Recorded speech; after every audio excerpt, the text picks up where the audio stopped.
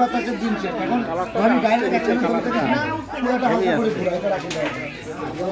পুরা হালকা হালকা করে গেলে একটু করে দিব হাতখানে আমি মাঝে মাঝে একটু মুক্ত হ্যাঁ আজকে আমাদের এখানে মেন শেফ হচ্ছে